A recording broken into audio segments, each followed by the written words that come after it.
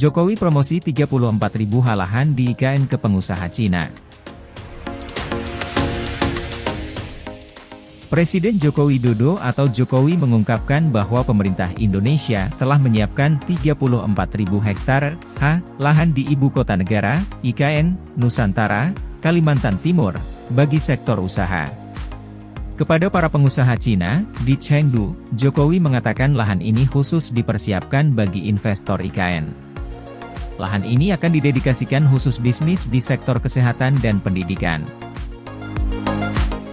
Ada 34.000 ha lagi yang sudah siap lahannya dan bisa dimasuki oleh investor untuk properti, kesehatan rumah sakit misalnya, untuk pendidikan universitas dan untuk infrastruktur, kata Jokowi pada pertemuan dengan pengusaha Cina yang disiarkan di YouTube Sekretariat Presiden, dikutip Minggu, 30 Juli 2023. Menurut Jokowi, pengembangan IKN pada tahun ini akan difokuskan kepada sarana kesehatan, pendidikan dan data center. Tahun depan, sesuai rencana, pemerintah akan mulai pindah bertahap ke IKN. Sebelumnya, Kementerian Pendayagunaan Aparatur Negara dan Reformasi Birokrasi sudah menyiapkan skema pemindahan ASN, TNI, Polri pada tahun 2024 ke IKN.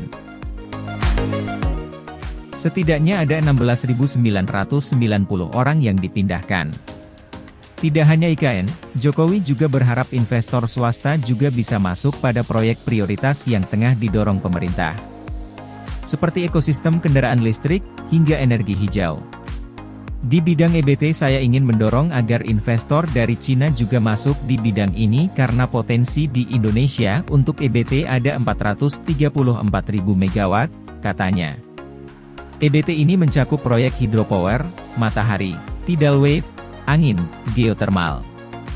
Kementerian Pekerjaan Umum dan Perumahan Rakyat, PUPR, memastikan proyek Ibu Kota Nusantara, IKN, di Kalimantan Timur masih sesuai rencana.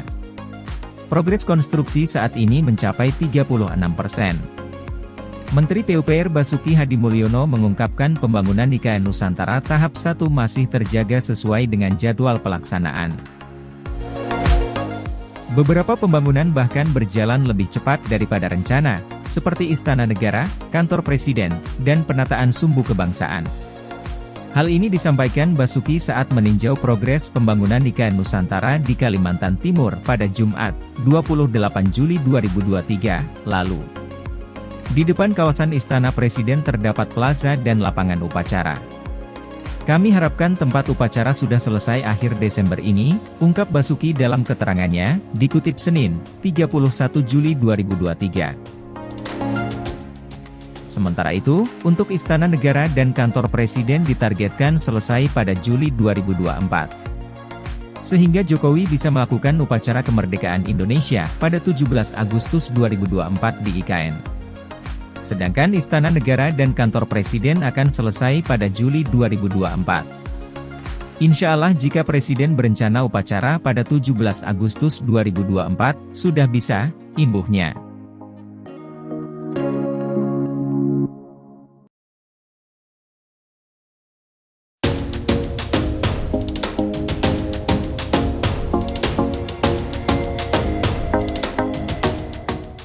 Upacara HUT RI 2024 di IKN, pembangunan Istana Negara ditarget selesai Juli tahun depan. Deputi Pendanaan dan Investasi Otorita Ibu Kota Nusantara, (OIKN), Agung Wicaksono mengatakan bahwa perayaan HUT Kemerdekaan RI pada 17 Agustus 2024 di Ibu Kota Negara, IKN, Nusantara, Kalimantan Timur, menjadi titik awal perpindahan Ibu Kota Negara secara bertahap dari DKI Jakarta ke Nusantara. OIKN berharap target upacara detik-detik proklamasi 2024 di IKN terwujud.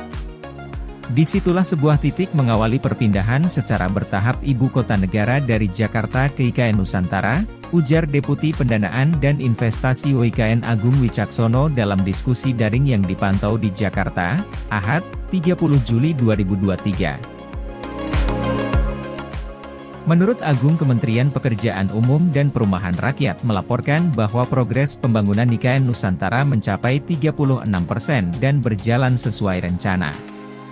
Adapun pembangunan Istana Presiden telah mencapai 23% atau berjalan sesuai rencana. Menteri PUPR Basuki Hadimulyono mengatakan pembangunan Istana Negara dan Kantor Presiden selesai Juli 2024, sehingga Presiden Jokowi dapat melakukan upacara 17 Agustus 2024 di ibu kota baru tersebut. Basuki menuturkan di depan kawasan Istana Presiden terdapat plaza dan lapangan upacara. Ia berharap pada akhir Desember 2023 tempat upacara itu sudah selesai, sedangkan Istana Negara dan Kantor Presiden beres pada Juli 2024. Sehingga insya Allah jika Presiden berencana upacara 17 Agustus 2024 sudah bisa, kata Basuki saat meninjau progres pembangunan infrastruktur dasar IKN, Kalimantan Timur, Jumat pekan lalu, 28 Juli 2023. Basuki berujar progres konstruksi infrastruktur dasar IKN tahap 1 telah mencapai 36% dan seluruh kegiatan masih terjaga dari sisi jadwal pelaksanaan, on schedule.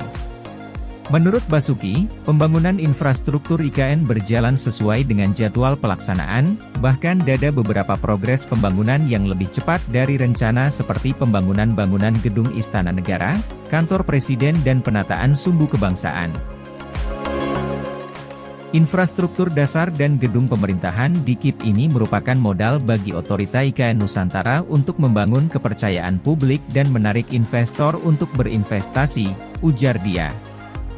Menteri PUPR Basuki mengatakan konstruksi untuk pembangunan gedung-gedung perkantoran BUMN, Bank Indonesia, rumah sakit dan hotel juga segera dimulai di IKN. Selanjutnya Menteri Basuki juga meninjau pembangunan rumah tapak jabatan menteri dengan progres 18,26% dan kantor Kementerian Koordinator 1 mencapai 9,8%.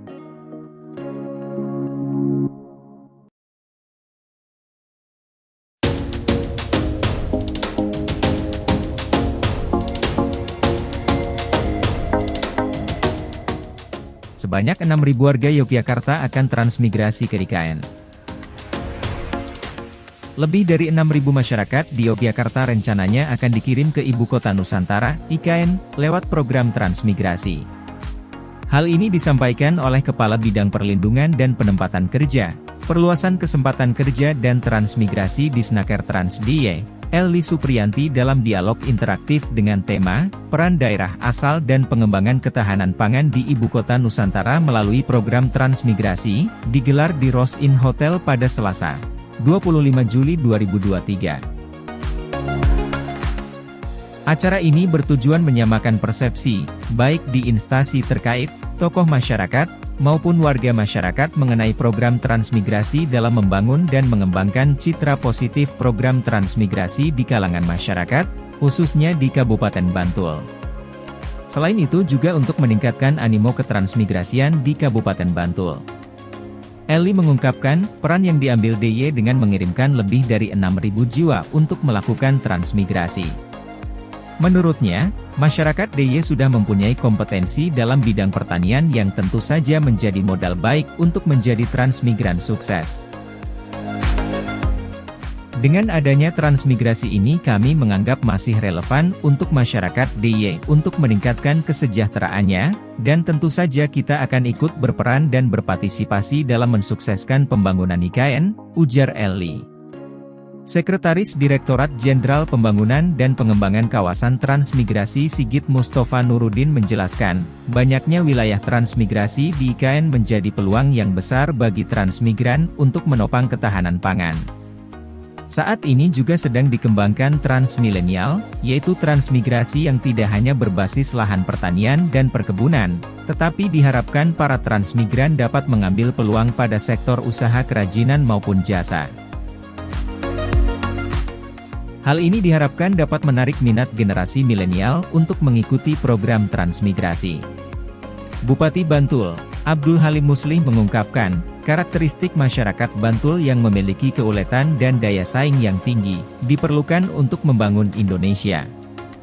Beliau juga menambahkan SDM Bantul bisa dikembangkan melalui pelatihan-pelatihan yang akan dilakukan di Badan Pelatihan Kerja, BLK. DLK sudah kita atur sedemikian rupa sehingga bisa mengikuti dinamika keterampilan yang berkembang di dunia untuk memenuhi permintaan apapun, ungkap Halim. Bukti keseriusan pemerintah Kabupaten Bantul dalam rangka menyukseskan program transmigrasi adalah dengan memberikan fasilitas kepada para transmigran di wilayah transmigrasi hingga mereka dapat hidup sejahtera.